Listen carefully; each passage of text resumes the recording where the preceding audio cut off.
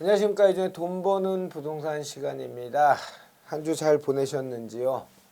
요즘 좋은 일들이 많으십니까? 힘든 일들이 많으십니까? 부동산 쪽은 특별한 건 없는데 계속 정부의 재정 정책으로 인한 개발 호재, 제3 신도시 서쪽에 두 군데 또 발표된 것 때문에 연일 신문이며 시끄럽습니다.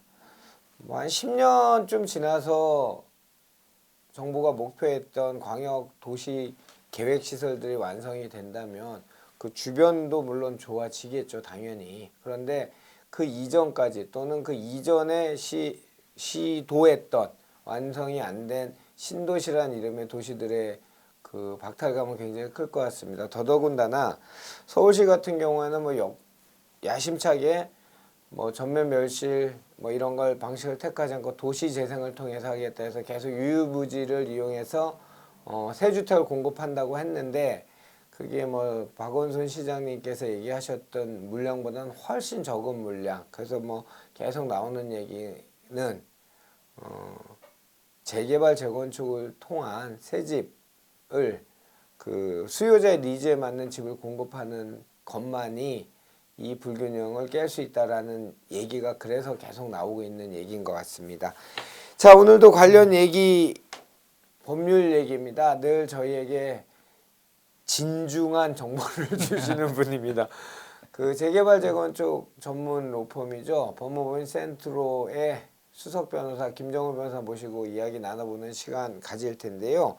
오늘도 지난 4월 25일이니까 불과 한 보름 정도 된 거밖에 안 되는 최신 그 판결을 가지고 사례를 한번 읽어보도록 하겠습니다. 네. 자, 법무법인 센트로의 김정우 수석 변호사 인사드리겠습니다. 안녕하십니까? 네, 안녕하세요.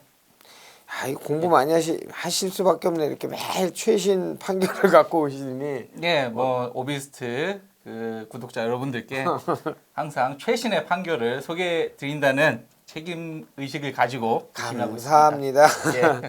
자, 오늘 얘기는 재개발 세입자 이사비 청구 기각 사례인데 그러면 조합 쪽이 이긴 거네요? 예, 조합이 최종적으로는 승소한 사건이고요. 예. 어떤 내용이죠? 예. 이게 사실 1심, 2심, 3심까지 치열하게 다투었던 사건입니다. 아, 대법원 판결까지? 예, 대법원까지 갔었던 거고요. 재개발 구역의 주거용 건축물의 세입자의 이사비에 관한 문제에 대한 사건이었고요. 원칙적으로 공익사업법에 의하면 일정한 요건에 해당하는 그 세입자의 경우에는 주거이전비, 이사비 청구권이 인정이 됩니다. 그런데 오늘 소개해드릴 사건은 그 이사비 청구권에 관한 규정의 해석을 놓고 대법원까지 다투었던 사건인데 최종적으로는 말씀드렸듯이 이제 조합이 승소를 했었죠. 재개발 구역의 세입자분들에게는 좀 아쉬운 판결이긴 하지만 또 조합에게는 굉장히 중요한 사건입니다. 왜 그러냐면 주거용 건축물의 세입자가 언제부터 정비구역에 살아야지 이사비 청구권이 인정되느냐에 대한 최초의 판결로 해석이 좀 되고 있습니다. 최초의 가이드라인이 나온 그렇죠. 거네요. 언제부터 살아야 되는지에 대한 이제 명시적인 이제 판결이 없었고요. 또 규정도 사실 이거에 대해 명시적으로 그 규정되어 있지가 않습니다. 줘야 된다라고 그냥 도정법에 나와 있지. 언제부터 살아야 되느냐 이거에 대한 규정이 없다 보니까 이거에 대해서 법원의 해석으로는 거의 최초의 판결로 보입니다. 더군다나 이제 2019년 4월 25일 날 대법원에서 확정된 사건이기 때문에 굉장히 따끈한 판결이라고 보시면 됩니다. 심리 불속행 기각이라고 하는데 심리 불속행 기각이 무슨 말이에요? 이제 대법원에 상고를 했는데 쉬운 얘기로는 이제 원심 판결이 타당하니까 대법원에서 본안 심리를 하지 않고 바로 기각을 하겠다. 그러면 법체계가 1심에서 하고 2심에 항소를 했을 때 여기서 다른 판결이 나와서 이제 대법원까지 갔는데 대법원에서 1심에 판결한 게 맞기 때문에 그냥 인용하겠다 이런 얘기죠. 그렇죠. 원심 판결 2심이겠죠. 2심. 2심. 원심 판결이겠죠. 이제 상고심 절차에 관한 특별법의 규정에 따라서 일단 당사자에게 상고는 허용을 합니다. 다만 이제 대법원이 보기에 상고 이후에 당부를 이제 본안에서 판단하기 이전에 상고인이 주장한 상고 이유가 적법한 상고 이유가 실질적으로 포함되어 있는지 이거에 대해서 미리 좀 그 검토를 한 다음에 만약에 그런 이유가 포함되지 않을 경우에는 예. 더 이상 상고심의 심리를 속행하지 않고 바로 기각한다라는 그런 판결입니다. 이제 본 사건에서도 대법원이 보기에도 서울 고등법원의 판결이 타당하다라고 하니까 이제 대법원에 더 이상 심리하지 않고 그 상고 기각 판결하겠다라고 해서 확정된 그럼 사건입니다. 하부심에서 판결 난 주체는 다시 이거에 대해서 억울해하지 않을까? 근데 어차피 뭐 최종 대법원 대법원에서 판결이니까. 맞습니다. 어떤 내용이죠? 사실 사건의 경우 굉장히 간단합니다. 예. 재개발 구역에 이사를 들어온 세입자가 예. 조합을 상대로 그 이사비를 청구했던 사건인데요. 예. 다만 이 세입자가 이사 들어온 시기가 사업 시행 계획 인가 고시일 이후였습니다. 아, 사업 시행 계획인가 고시일 이후에 이사를 왔다. 그 재개발 사업의 개요를 좀 다시 한번 간단히 말씀을 드리면 정비 구역이 지정이 되고요. 그다음에 조합 설립 추진위원회가 설립이 되고요. 그다음에 조합 설립 인가, 그렇죠. 사업 시행 계획 인가, 관리 처분 인가. 그다음에 이주하고 철거가 이루어지고 그다음에 착공이 이루어지죠. 그다음에 준공하고 이전 고시. 여기서 조합 설립인가 나서 시공사 선정을 하는 거죠. 그렇죠. 시공사 선정을 하고 그다음에 그 분담금이나 조합 물량 그 분양은 어느 시기에 사업 시행 인가 이후에 관리 처분 계획인가 사이에 그렇죠. 그때 하게 되죠. 분양 절차가 진행이 되죠. 분양 절차가 이때 들어가는 거죠. 그렇습니다. 그럼 이렇게 각각의 이제 여러 가지 그 인가 고시 등이 있는데 언제 도대체 들어가야만 세입자가 이사비를 받을 수 있느냐 이런 건데요. 공익사업법에 따르면 일단은 세입자에게는 크게 두 가지 그 보상이 있습니다. 주거용 건축물의 세입자 일단은 주거이전비, 두 번째는 이사비가 있고요. 다만 주거이전비의 경우에는 도시정비법과 공익사업법 그리고 시행규칙 등에 언제부터 재개발 구역에 살고 있어야 되는지 그래야지 주거이전비가 인정이 되는지 규정하고 있습니다. 혹시 이 대표님 기억나시나요? 제가 까먹었어요. 제가 사실 오비스 두 번째 촬영 때 그래요. 요 구체적 말씀을 드렸는데요.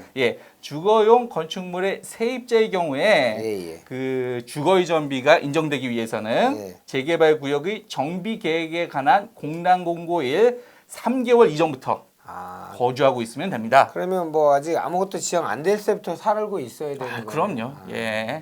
그런데 이거는 그러면 이제 뭐 이사 갈 때 뭐 저기 대체주택을 얻는다든지 이런 일정 금액을 정한 그 금액이죠. 그렇죠.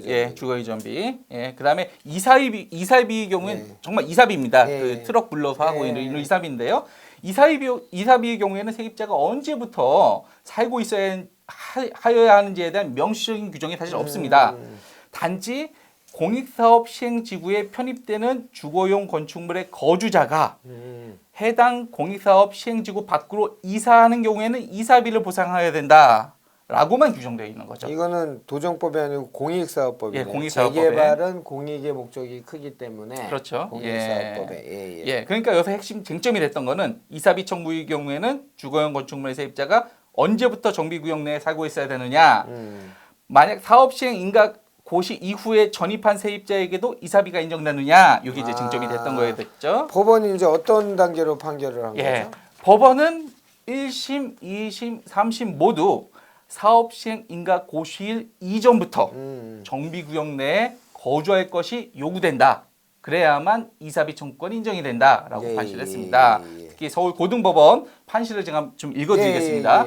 자, 사업 시행자에게 수용권이 부여되는 사업 시행 인가 고시일은 정비 사업의 시행이 본격화되어 그로 인한 주거의 이전이 확정적으로 예정되었다고 볼 만한 객관적인 표지가 생긴 시점이다라고 이제 판시를 했었던 거죠. 그렇기 때문에 사업 시행 인가 고시일 이전부터 그 전입해서 살고 있어야만 그 이사비가 인정된다는 것이었습니다. 이거는 뭐 근데 금액은 크지 않았겠네요. 근데 금액은 크진 않죠.